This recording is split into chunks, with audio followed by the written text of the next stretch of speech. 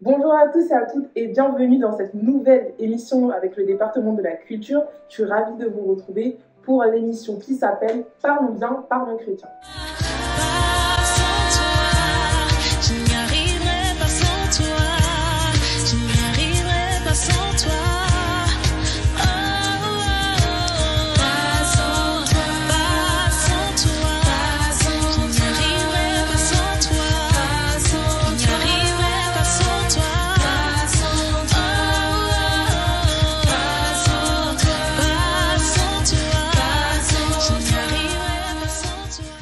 Oh, merci beaucoup. Alors aujourd'hui, on va parler de la conversion de Paul. Si vous voulez vous y référer, ça se trouve dans le livre de Actes, le chapitre 9. Donc pour vous raconter très rapidement, à la base, Paul s'appelait Saul, Saul de Tarse, parce qu'il vient de Tarse. Et donc ce qui se passe, c'est que il faisait partie avant de ceux qui persécutaient les disciples du Christ.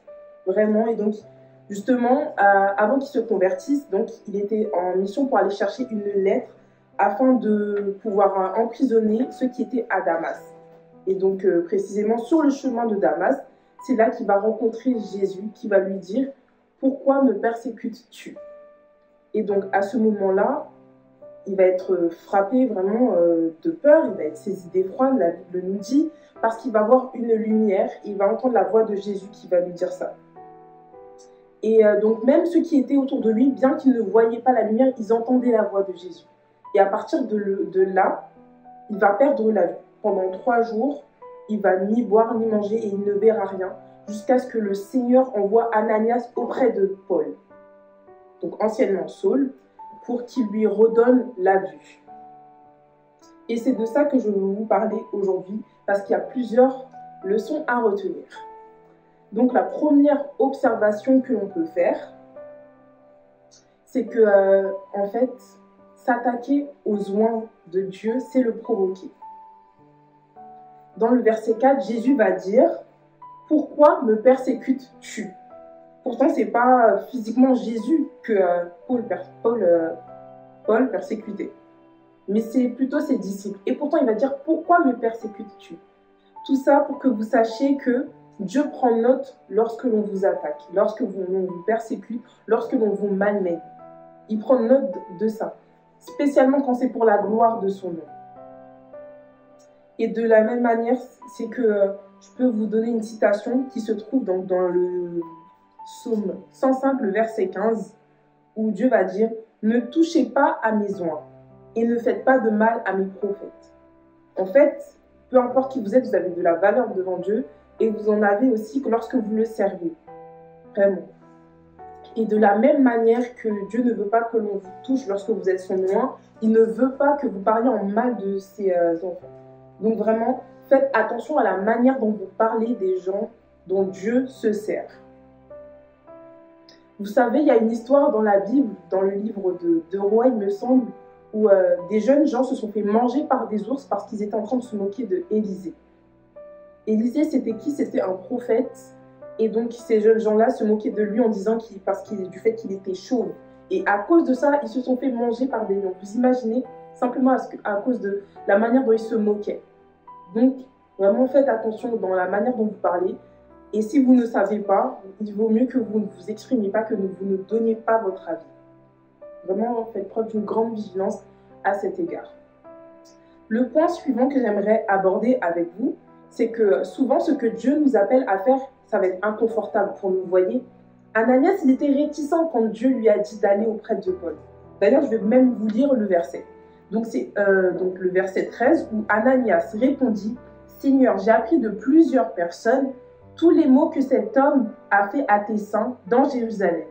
Et il a ici des pouvoirs de la part des principaux sacrificateurs pour lier tous ceux qui invoquent ton nom. » En fait, bien que Dieu lui parlait et que ce soit Dieu lui-même qui soit venu dire dans une vision à Ananias d'aller vers Paul, il avait tout de même cette crainte à cause de ce qu'on lui a dit.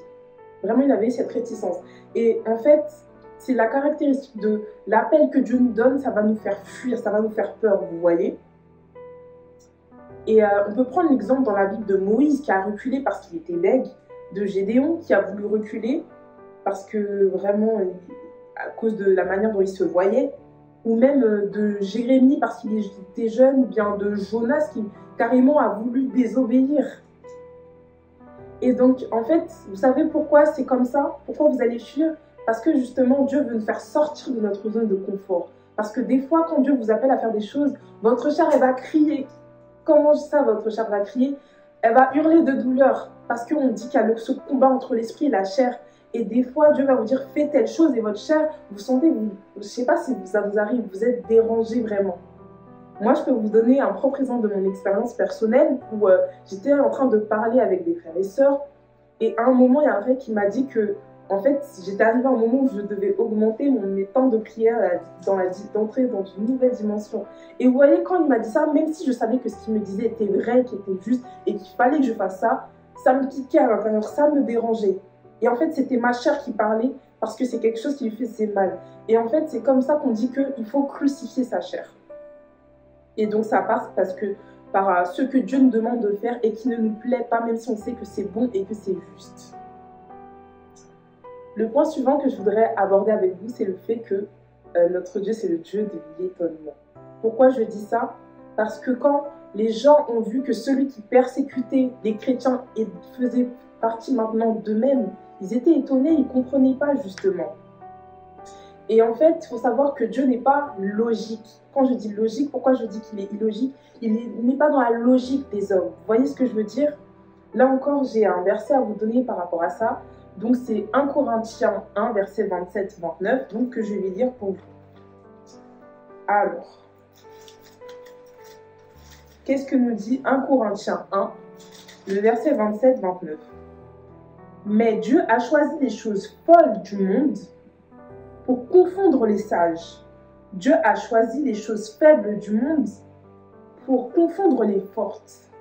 Et Dieu a choisi les choses viles du monde et celles qu'on méprise, celles qui ne sont point, pour réduire au néant celles qui sont, afin que nulle chair ne se glorifie devant Dieu. C'est vraiment quelque chose, c'est comme sa signature qu'il a posée. Il fait des choses qui sont folles à nos yeux.